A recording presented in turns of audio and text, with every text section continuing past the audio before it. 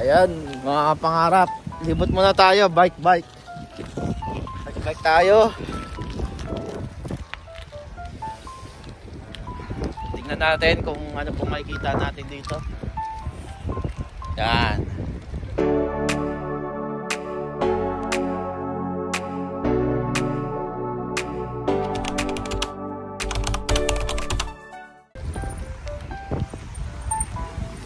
Alright.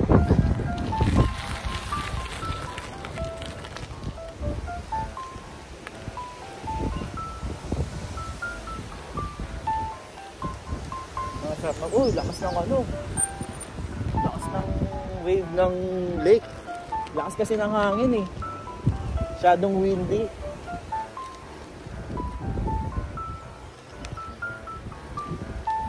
Isa ng CR. Ano po yung CR eh. Yun, doon. Punta natin yung lake mamaya.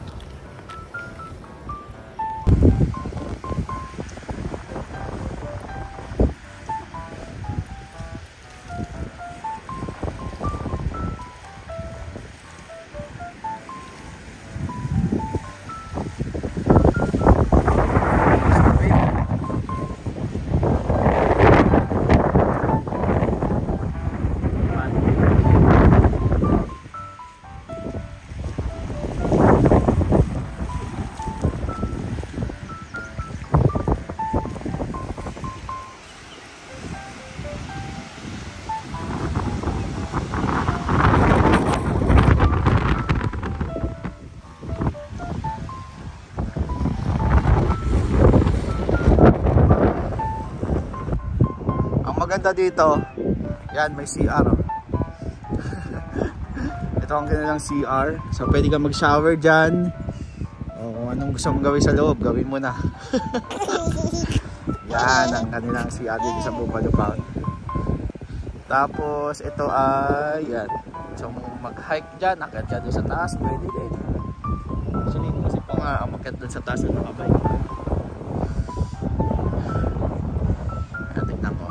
Kaya ko umakyat sa taas ang nakabike. Or sabayan ko silang umikot. Puputi natin to. Ang galing oh. Kumuha sila ng laruan ng squirrel. Ang dami kasing squirrel dito. Ang galing.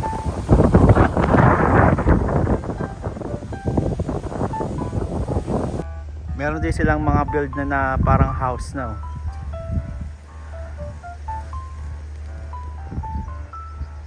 Okay din. Ganyan yung style ng mga camper dito. Ang lulupit, di ba? Oh.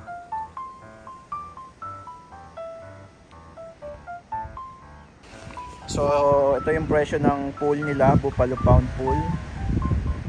Ayan. A little longer than a few minutes later. So, ayan mga pangarap, no? So let's go. Una na tayo. Bye-bye sa lahat. Ayan, sila, ayan. Mga tents nila. Yung Durango talaga. Gustong-gusto ko itong Durango na ito eh. Mga bikes. Ayan. Ganda ng Durango, no? Angas. Ayan sila. And yun, yung iba. And ako, dito ako. So, ayun, mga pangarap. Ito na nagtatapos ang ating vlog. Pasok na tayo sa ating sasakyan. So ayan, and let's get it on. Okay, bye-bye Bupalo. Naayos ko na rin to kanina. Ito yung kinaganda ng ano, nasa sasakyan ka lang, natutulog. Yan yun. Oh, tapos na. Wala na yung kama. Hindi ko na nilagay sa taas. Mamaya, ibababa ko rin kaya hindi ko na nilagay doon. So, let's go! Alright. Bye-bye. Oh, diba? Solid.